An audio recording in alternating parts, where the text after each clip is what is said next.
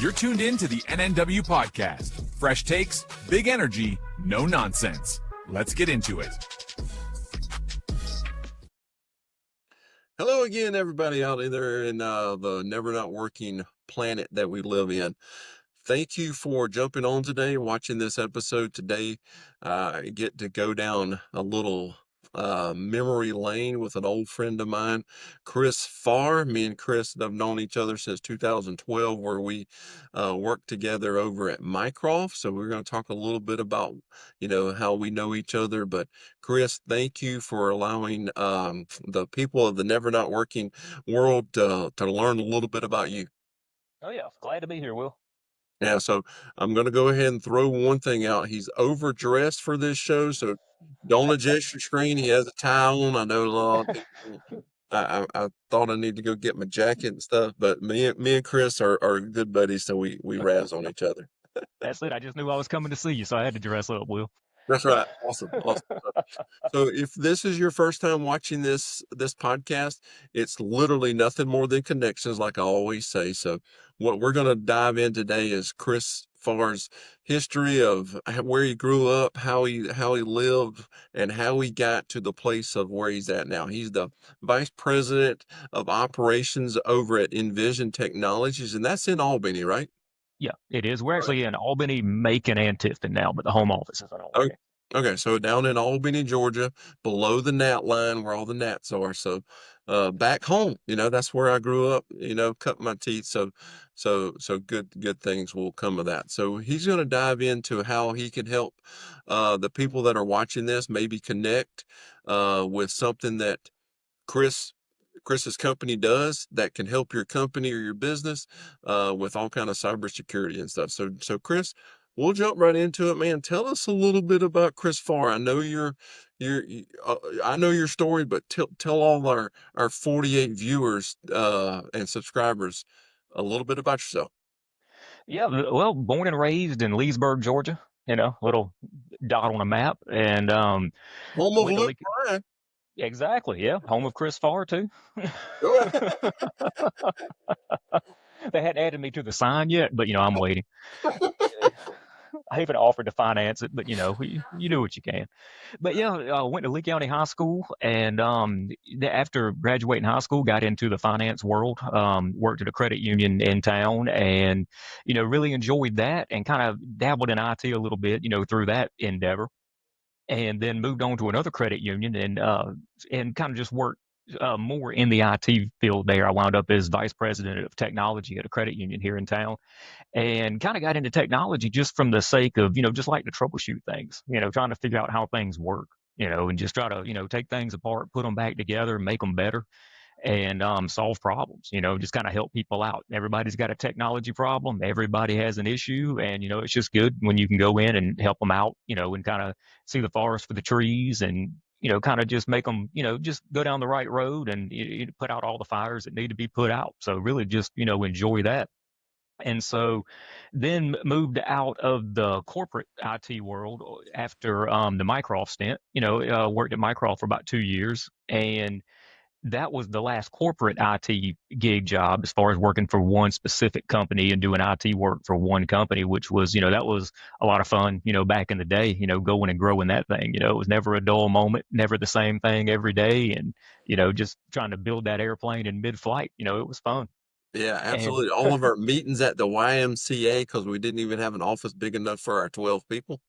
That's it. Good times. And then also meeting at the back of a landscaping warehouse, had that there for a while too. Yeah, we did that as well. Well, good stuff. Yeah. Yeah. So after that, kind of moved over to the managed services world, which is kind of outsourced IT, where I'm at now, and been here a little over 10 years now. And we do everything from your simple break fix, as far as I can't print, my computer's slow, all the way up to, consulting at leadership team tables, working with the business owners and the decision makers within different small to medium businesses, within the community, and helping them kind of plan and get a roadmap as far as where they want to go technology wise, or just where do they want to go as a business, and then peeling back those layers and saying, okay, well, this is where you want to go. Here's the things you're going to need in order to be able to get to those levels, as far as technology, things in place. And so that's really the best part of the job day to day, is just solving problems and helping those business owners, try to figure out how to get where they want to go and bringing that technology to the table. Because we've kind of changed our paradigm and kind of built this a little bit different than what most managed service providers do.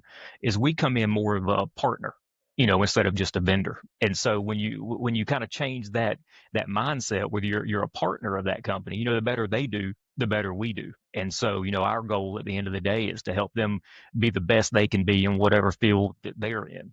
So if you're a lawyer, you go out and do that. Let us handle the IT work.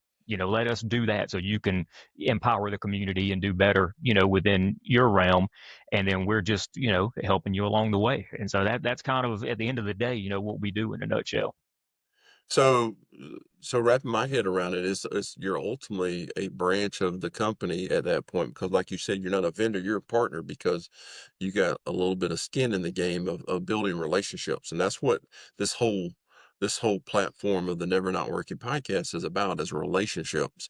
So I like the way that you, you kind of spun that and said, hey, we're not just saying, hey, use us when you need us. Hey, let us help you grow, help you understand. Because like with me, with IT, I know one thing: turn it off, turn it back on. If it don't work, call Chris. Right? Right. Right. And that's not your job to know that. You've got your job to do. And so, you need to lean on at least a partner or somebody who can do that heavy lifting for you, and those problems that arise that, turning it off and back on again doesn't fix. You got to have somebody that you trust at the end of the day that can handle that for you, because it's a lot of things, like you said, it's relationships. That's what it's all about. And it's trust within those relationships. So if you don't trust your IT provider, I mean, you're in a bad world at that point. So you really need to find somebody, whether it's somebody on your staff, at a CTO level, like a chief technology officer, or, if you're not at that level, or, can't afford to bring someone in at that level inside your business, at least partner with an outsourced company, regardless of who it is. Just make sure, that you vet them and make sure they're trustworthy and have the expertise in house that can, help guide you in those areas. Right. Right. So you said you guys are in Albany, Macon, and Atlanta, right? Is that right? No, Albany, Macon, and Tifton. Tifton, that's right. Yeah. So, but are you guys regional, or are you guys national? Do y'all have accounts all over the country, or? Oh no, we're kind of in this area. I mean, we are kind of regional because we like that concierge approach to IT, Sure. where it's not just where you're across the country and you're calling in, and you're the one having to crawl under your desk to basically just walk through step by step something that somebody's telling you over the phone to try. We take the approach of, let us handle that for you. Even if it is something as simple as, hey, you can just do this, we can walk you through it. You keep on doing what you're doing. Let us come over there and knock this out for you. Sure. Right. That's our job. That's not your job. And so it's kind of hard to have that concierge white glove approach, at a nationwide level. So I feel like the bigger that we grow, and things could change later on down the road, but I mean, the bigger that we grow, we're at least going to have a presence in that community, because having a presence in that community kind of brings validity to what you're doing as well. That way you've got skin in the game as far as, just being a part of that. Okay. Awesome. Awesome.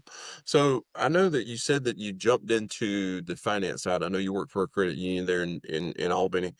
What what made you jump into the IT field? I mean, I know that in a credit union you could have chosen several different avenues, but what drew you to IT? Really, just the never the same thing twice. So it really, you come in, in the morning, and you don't really know what's going to be on your plate, because it's all determined by the problem that the person has, or the, whatever in the server room or in the IT closet that's just not working.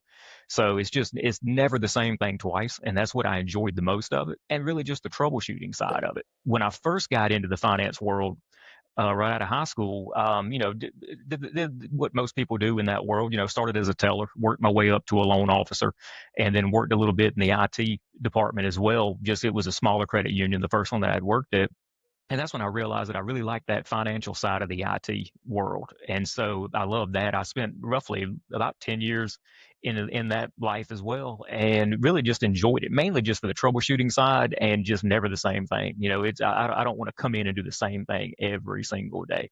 And so that's what kind of just, it was intriguing to me. And it was one of those things that once I got into it, it just kind of fit. It just kind of made sense, and I enjoyed Yeah. it. And there's that old adage where, they say if you find something you love doing, you'll never work a day in your life. And so, might as well, if it's something you enjoy, stick with it.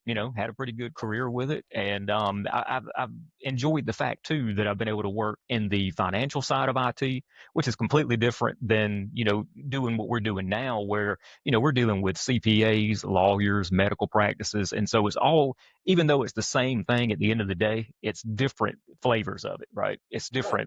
different types of technology, different types of regulations, different things different boxes that they have to check to be in compliance.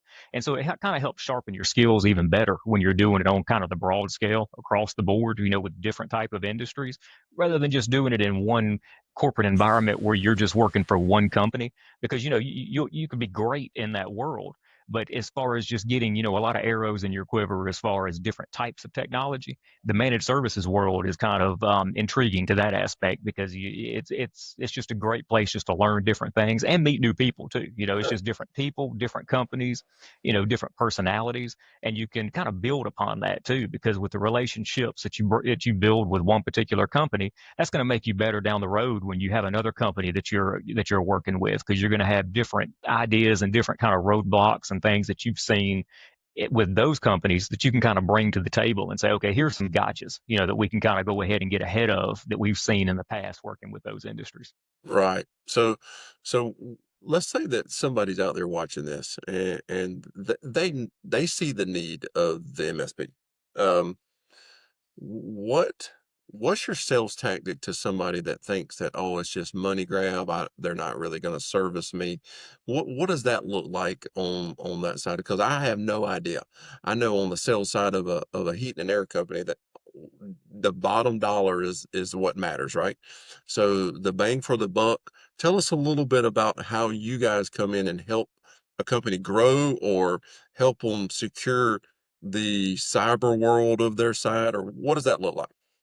Well, the first thing that we do with a new client is we do what's called a cyber security risk assessment.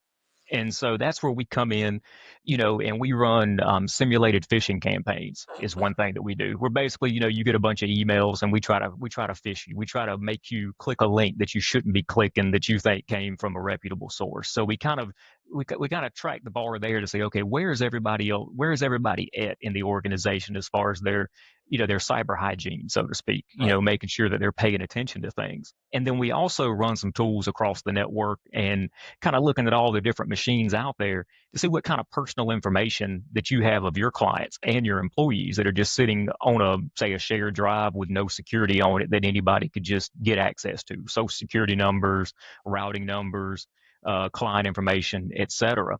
And then we produce reports based on that. And then we also look at any kind of passwords that are in plain text. Say you save your passwords to Google Chrome, you save them to different places. Say, yes, remember this password. And so there's tools out there, the same tools that hackers would use, that bad actors would use if they were trying to exploit that information. And anyone can run them. Most of them are just free tools, but you have to know what to do with them. And so we go in and we run the same tools that a hacker would run on your network, and then we present that information to you and say, look, if a bad actor were to get into your network, here's the information that they would have access to. And then some of it, it could be depending on what type of industry they're in. There could be legal ramifications. There could be different compliance and different agencies out there that could slap their hand, depending on the of what information that they got. Yeah. And so then we present them a plan, to say, this is what we can put in place to secure that information. These are some things we can do, some locks that we can put on the door, so to speak, to kind of protect you. And then on the flip side of that, we also say, we talk to them and say, if you were to be down for a day, if you had a cyber event or a cyber attack, or you just had a server that just crashed and you had to be down for a day, how much would that cost you? Everybody's got a dollar amount. So, you've got all your employees sitting around twiddling their thumbs. It's like, so, and you can't do any business that day. How much is that costing?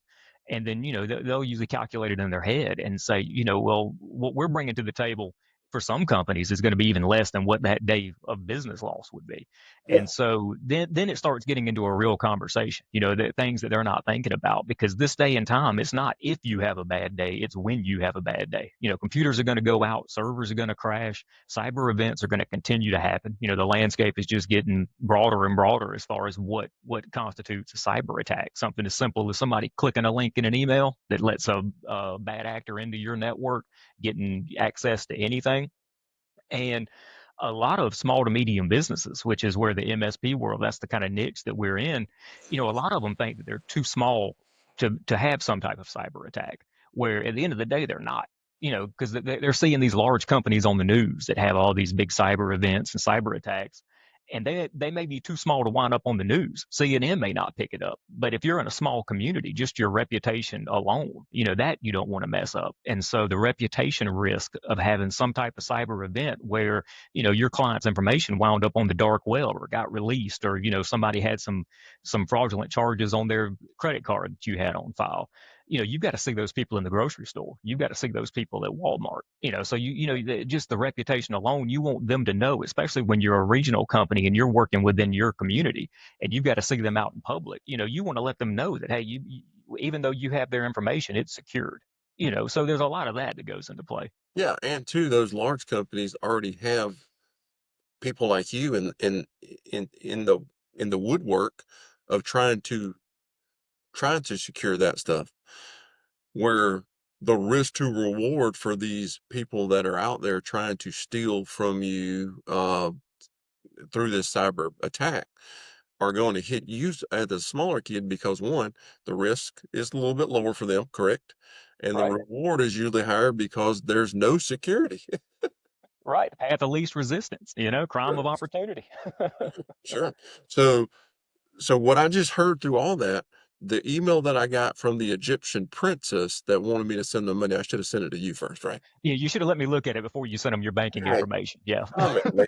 Hey, You live and learn, Will. You live and learn. but it all sounded legit to me, but what it was. Right. They So, said they were your 10th cousin too, right? that they were.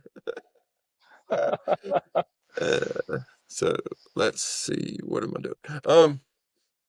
So company comes on board with you guys. Are you have a team of people that work under you that is this a face-to-face thing, or is it strictly all um Zoom meetings?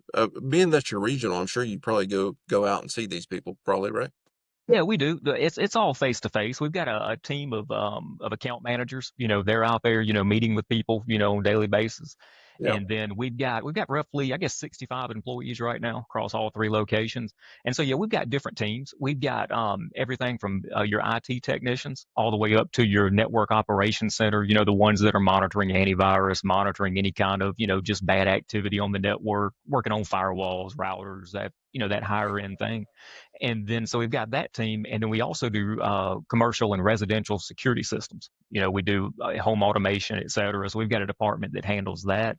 We've got a low voltage department, that does everything structured cabling. They'll pull fiber optic cable, they'll pull category cable, your network Okay. infrastructure cable, Yep. and so yeah, we've got pretty much everything technology related under one roof. So that way, instead of being an IT company, so to speak, we're an IT integrator. So anything you need as far as a TV hung up on the wall, hooked up to your computer, to your cabling being done. We have a phone department. We host our own phone switch. So basically that dial tone, it's on us. And so we provide phone service to you. We provide IT services. We provide the higher level, consulting as far as just, moving the business forward, and the cybersecurity things as well. Because this day and time, all most companies are having to get cybersecurity insurance as well, to protect them from that, because their basic business insurance isn't going to cover the majority of any kind of cyber event, that comes Right. down. And so these insurance companies, years ago, when clients were filling those things out, it was basically, do you have a password on your computer? Yes or no? If you got a password, then we'll insure you.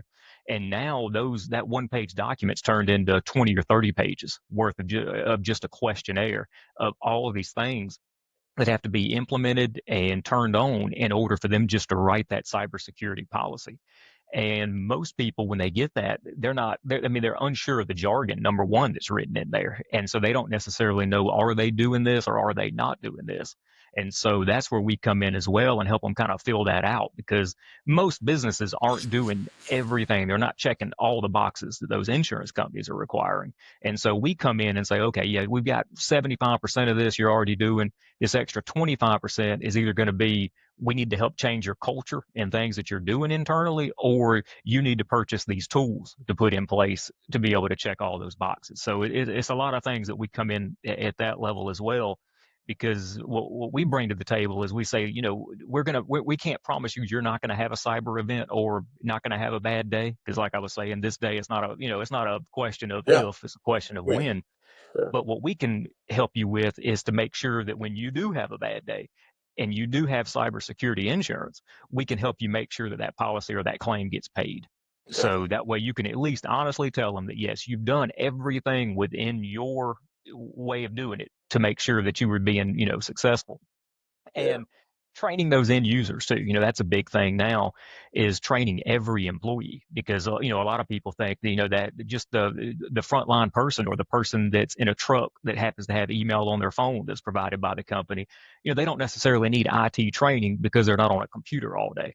Well, if you give them access to anything related to your company, whether that's an email on their phone, a Teams message, a chat, whatever it is, they at least need to have that social engineering training too. And, social engineering, just making sure that, that you know what to look out for on an email. This looks fishy. This doesn't look fishy. Just make sure that, people are just being cognizant of all that. And it helps them out in their personal life as well. Yeah. Because, it's not just businesses. Just us in general, our personal information could be attacked just as quickly as a business could be. Yeah. One of my employees one time at a job I had, got an email from our owner about buying gift cards. And he went and bought $3,500 worth of gift cards and sent them to this person that he thought was the owner of the company, and turned to find out it was not the owner of the company. That happens every day. That Yeah. scenario right there, I've heard played out multiple times. And there's been law firms, that deal with the real estate, and they're constantly, wiring money, for different closings and whatnot, and just wiring information. If somebody gets access to your email, kind of just has access to your inbox, and they're just laying in wait, just waiting for email correspondence to come back and forth, and then change that email up a little bit where it looks the same, but now all of a sudden the routing information's been changed, the wiring information. And so the next thing you know is, that money that you thought was supposed to get wired, to your escrow account gets sent to, who knows where. Yeah. What are the most common security gaps you see right now, like on a daily basis? The biggest gap is just the training of every employee. That's the bulk of it. Just making sure that it's staying in the forefront of their minds. What do we expect as a company? What's the culture that we're pushing? What are we looking out for? How are we protecting our data, and then within that, our clients' data. And so that's the biggest part of it. And then also the email in general. A lot of people just think that email's not as big of a deal as far as an attack as what it truly is. But here lately, 99% of what, and that statistic may be wrong, but it's high up there, close to 100. The way most of these cyber attacks start is via email. It's somebody clicking a link. It's somebody, inadvertently letting someone into their email box, where you get an email and it says, hey, this is from Office 365, for example. And it's click here to verify your password. Make sure we've got your information correct. You click the link, you put your username and password, and you think you've just, verified something with Microsoft, where, it was some fake website where you just gave some hacker access to your email account. So that's a lot of it.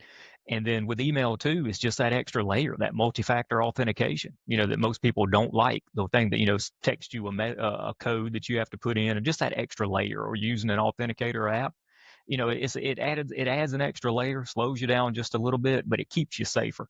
And I think a lot of people just miss the boat as far as, the importance of that.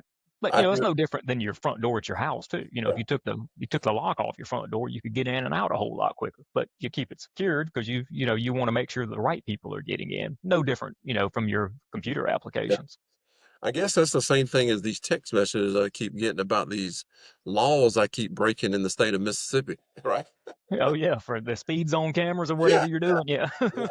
It's like Yeah, a lot of that. I haven't been to Mississippi in 2 years, and that's crazy that I got a ticket last week. Right. And it's amazing. I mean, you look at it and go, yeah, I wasn't there, but they wouldn't send them if people weren't falling for them. Oh yeah, man, it's so crazy. My father or my dad and his wife got scammed out of a lot of money on on a Bitcoin scam a couple months ago.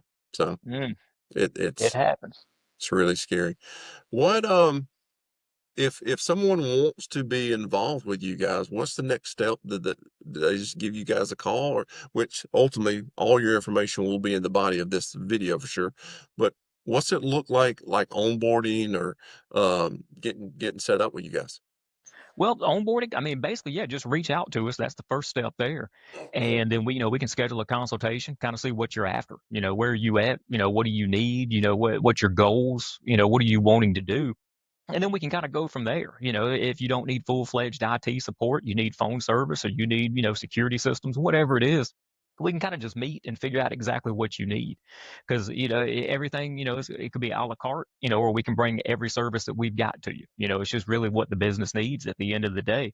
And then, once that takes place, if we see we're a fit on both sides of that, then we start the process, and then you get a project manager that kind of leads everything all the way down through making sure the technicians are getting the proper tools installed out there on the computers, getting anything installed that needs to take place as far as hardware. And then after everything's said and done, and the client is onboarded, then we set up a regular cadence meeting with them, whether that's a quarterly review or an annual review, whatever the business needs. Some need quarterly, some we meet on an annual basis. And so we just make sure that we're knowing what's coming down the pike, so that way you're not just calling saying, hey, we just purchased this new piece of software and we need it working within a week. Well, okay, well, you don't have the infrastructure or the things in place to make that happen. And so it keeps those conversations going, just making sure that, hey, are we doing a good job for you? Do you need anything else from us? And it just builds on that partner relationship that I had mentioned. That way you're not just there as a vendor, you're there as a partner. And that's where we want to be at the end of the day. And it sounds like you guys are an A to Z company, not just cybersecurity. It sounds like you guys, like you said, you're hanging TVs if you need that or any kind. Or no, do y'all do the like an alarm systems and stuff like that, or Yeah. We uh, do we do security systems, the alarms, we do access control, fob, key fobs, card access. We do camera systems. So we do everything technology related you need, we handle for you. So we've got everything under one roof, which makes it nice too. That way you've got one throat to choke. So that way if something were to go haywire, because a lot of companies, you may have a camera vendor, you may have a security system vendor, you may have an IT vendor, a phone vendor, and then you have one issue, you send it to one, and then they're pointing fingers. No, it's this person. It's not our problem. It's that problem. Well, this way, you just kick the problem over to us. Doesn't matter what area that it hits. We've got the expertise. We've got the services. We're the ones that brought them to you. So that way, the only finger pointing taking place is inside this building. So that way, there's no finger pointing going across the client. We're solving the problem. Everything, just kind of flows a whole lot. It's just a lot more seamless that way. It's a better experience. And I know from the outside, just being a client of Invision, because back during the Microsoft days, we use Invision, for our IT support as far as slow computers, purchasing computers. So from a client standpoint, I could speak to that where it was great. It was the first time we had used that I had worked at a company who used Invision, and it was great. So we threw one problem over. It didn't matter what realm it was in, it just got fixed. And then working as an employee also within the company, it's been great. So yeah, it makes it a whole lot better that way. tell us a little bit about a problem. Let's say one of your clients has a huge problem. Let's say they've got hacked by the Egyptian princess that I was talking about earlier, or whatever. What does that look like on your side? Do they report that? Do y'all catch it sometimes? Tell us all about that.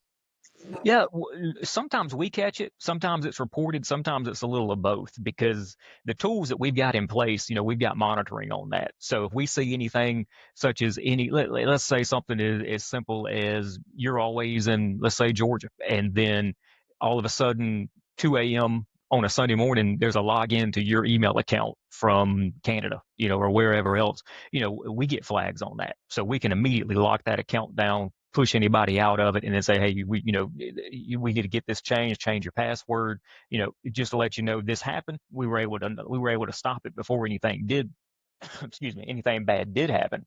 And so, we're kind of getting ahead of that.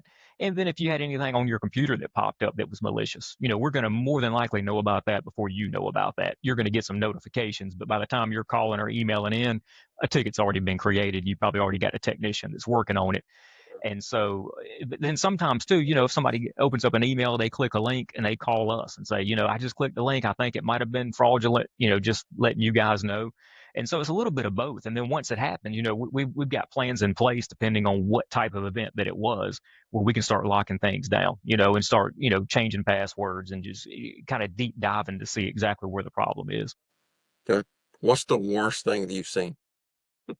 Worst thing I've seen is, I would say, and this is what's happened, knock on wood, hasn't happened to a client. It's happened to people that's came to us because of this particular problem. Okay. But the biggest part is just when someone's been sitting on your network because somebody clicked a link, thought they were, working with somebody, and then, somebody got into the computer, and then that particular computer had admin access to the whole network. And so that person who was laying in wait, I think they were in the network 3 to 4 months, just kind of sitting there and just kind of watching. And they were able to get every document this company had. And they actually started calling. First of all, they pushed a ransom to the company. They popped up a message on every single computer on that network and said, "Hey, basically, you're going to pay us X number of dollars in Bitcoin." I mean, it was in the tune of upwards of $10 million. And so first of all your employees know, that everything has been infiltrated or has been taken from a bad actor. And then these bad actors actually called the clients of this person to let them know that they had access to their information. Wow. And so by that point, I mean, just the reputation alone. So yeah, that was a bad one. They would call the partners of this company that had the problem, and then they would call their clients as well. So just that alone, and then by that point, then they're back at square one as far as trying to build their reputation back up, with the people that they do business with. And then also too, just working with, negotiations as far as trying to make sure that client data did not wind up on the dark web. So it wound up costing them, quite a good bit. And now, knock on wood, we've got them locked down. So things like that won't happen again, to that level. So yeah, that's the worst thing there is just all your client information, people that you deal with, just winding out there on the dark web. Are there legal steps you could take when something like that happens, or what does it look like? I mean, I know like the Bitcoin scam that my father and his wife got hooked up with. I called the Bitcoin people because we had the receipt where they had to go and put the money in the machine, which is crazy. Again, preying on elderly that, um, but the Bitcoin guy says, well, there's nothing you can really do because it goes overseas and who knows who gets it, and the Bitcoin thing is just all anonymous. Is that true? Is that, yeah, That's true. I mean, that's exactly true, and it's to the same thing as far as these bad actors when they ransom, and they like when they pop that message up on your computer, or they shoot you an email saying, "Hey, we're going to do this. Here's some samples of what we've taken, to prove that they do have it, and we need you to pay this amount." And they'll normally send you out to the dark web. It'll be a link that you can actually get to. But once you get out there, you're jumping through different servers. There's VPN access. Things are encrypted. And so, yeah, you're jumping from country to country. And so, yeah, there's no way to track any of that down. I mean, you can report it, to the FBI, just to get that paper trail going. But yeah, once that money's gone, it's gone. There's no tracking it down. jackasses. Yep, that's exactly what it is. And you think these are people just sitting in somebody's basement working, but I mean, these are multi-million-dollar companies, overseas in Yeah, different places, and they're that's all they do. Their business is to create cyber events. fraud. Yeah, crazy, man. It is. Well, you taught me some things today, so I appreciate that. Well, So good. one part of my episode I always do I know a guy. I'm the person that always says I know a guy. So I like to ask all of my my guests two things. One, who do you want to know personally, or who do you want to meet personally? And then who do you want to meet professionally? And it could be anybody. I had one guy that says he wants to meet the president. I'm still working on that. I don't know how I'm gonna do that.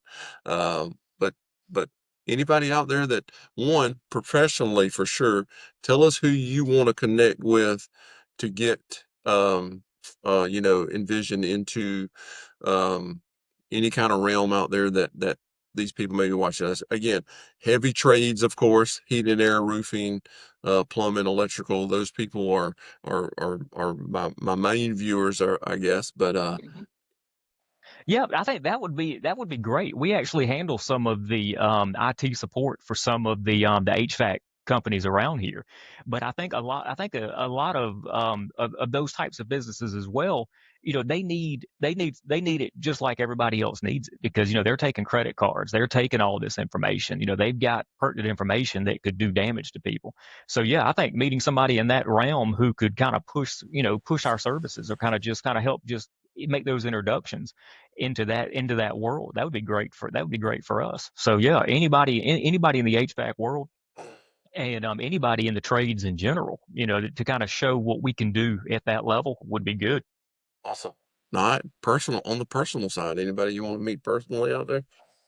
Well, I mean, kind of personally and kind of professionally, I mean, I think it'd be great. It would be an interesting conversation to meet Mark Cuban. I mean, that Right. would be because a huge Shark Tank fan. So I mean, that's Yeah. yeah, that would be a cool one to meet. All right. So, all right, all you never not working people out there, Mark Cuban, tell him Chris wants to meet him. So, Yeah, yeah, please do. yeah, well, man, I appreciate your time. I appreciate your friendship. We haven't been able to catch up lately, so this has been fun.